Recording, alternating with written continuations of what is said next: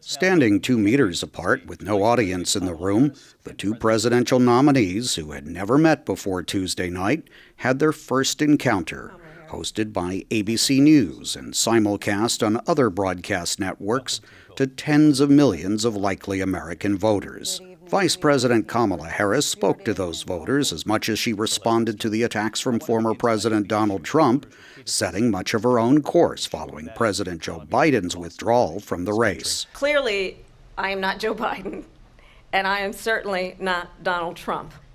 And what I do offer is a new generation of leadership for our country. One who believes in what is possible, one who brings a sense of optimism about what we can do instead of always disparaging the American people.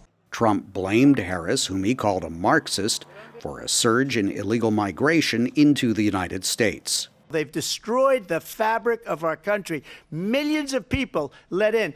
Trump, without evidence, also blamed Harris for Russia invading Ukraine and the war in Gaza.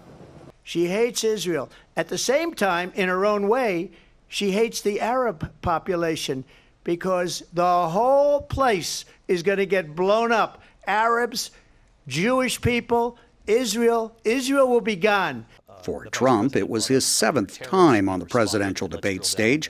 For Harris, her first. She said the Republican nominee is unfit to return to the White House, and there's a consensus about that among world leaders, except for the autocrats, whom Trump admires. You adore strongmen instead of caring about democracy. Trump's surrogates in the spin room, such as Republican Congressman Byron Donalds of Florida, said Harris failed to articulate what she would do as president. Kamala Harris, all she did was attack him. She didn't talk about the policies. She didn't talk about her differentiations between her and the Biden administration. When Afghanistan came up, what did she say? A lot of nothing. Nearly a third of voters polled prior to the debate said they were familiar with Trump but needed to learn more about Harris. The debate flushed out a clear contrast between the two, according to a Democratic Party congressman from California, Ted Lieu. Kamala Harris was presidential. Donald Trump was weird and incoherent.